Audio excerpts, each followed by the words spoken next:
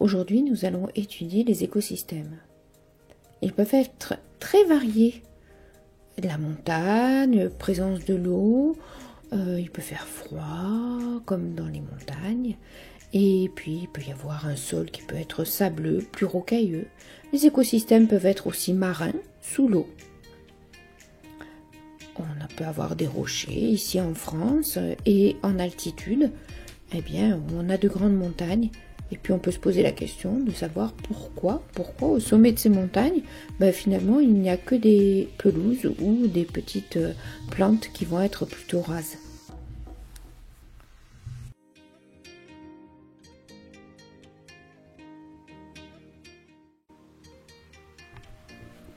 Étudions la composition des écosystèmes. Un écosystème est un ensemble d'êtres vivants qui vit sur un support non vivant.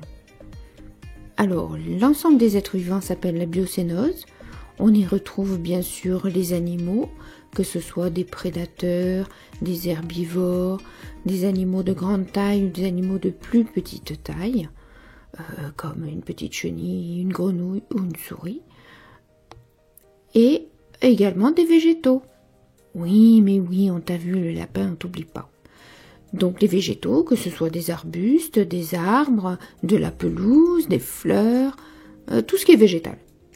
Voilà. Donc tout ça, ça s'appelle la biocénose.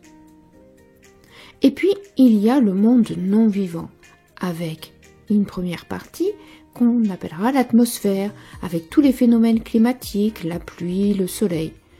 Il y a ensuite l'eau sous tous ses états, c'est-à-dire les cascades, les rivières, les eaux stagnantes, les eaux courantes, les lacs. Et puis enfin, tout ce qui concerne la roche-mère ou les rochers qui sont apparents. Tout ce qui appartient au monde non vivant s'appelle le biotope. Si on fait un bilan de la constitution d'un écosystème, eh bien, il y a la biocénose, l'ensemble de tous les êtres vivants, animaux et végétaux. Et puis il y a le biotope, c'est-à-dire le non-vivant, qui est composé de l'air, de la roche et de l'eau.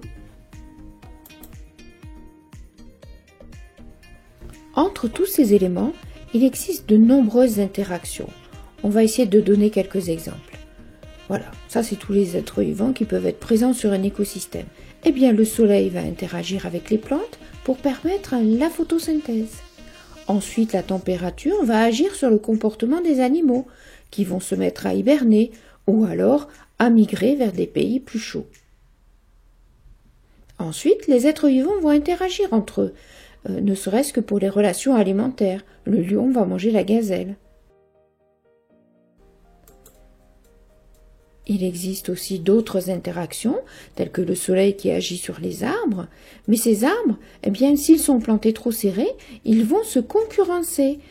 Chacun veut avoir le plus de lumière possible, donc certains pousseront moins vite que d'autres. Et ensuite, eh bien, ces arbres, ils vont interagir avec le sol, parce qu'ils vont y puiser leurs éléments minéraux et éventuellement aussi amener de la matière organique.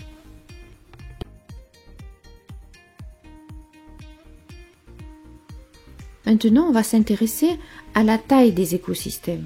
On peut les évaluer à l'échelle du globe, par exemple, ou d'un continent. Par exemple, le désert qui va occuper une partie du continent africain, la forêt équatoriale qui va occuper une partie de l'Amérique du Sud, ou la taïga qui va occuper une grande partie du Canada ou du nord de la Russie. On parle alors de macro-écosystèmes. À une autre échelle, eh bien, tout simplement, on peut considérer la plaine ou alors une forêt qui occupe le versant d'une montagne ou une parcelle, tout simplement.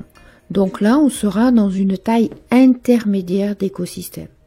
Et l'on voit très bien qu'on n'aura pas du tout les mêmes êtres vivants en plaine qu'au sommet de la montagne. Enfin, on peut avoir des écosystèmes beaucoup plus petits. Par exemple, à l'échelle d'une mare, où on va peut-être découvrir des animaux qui vont être spéciaux. À l'échelle d'une grotte aussi, où les conditions seront telles que on n'aura la présence que de certaines espèces de chauves-souris, par exemple. On parlera alors de micro-écosystèmes.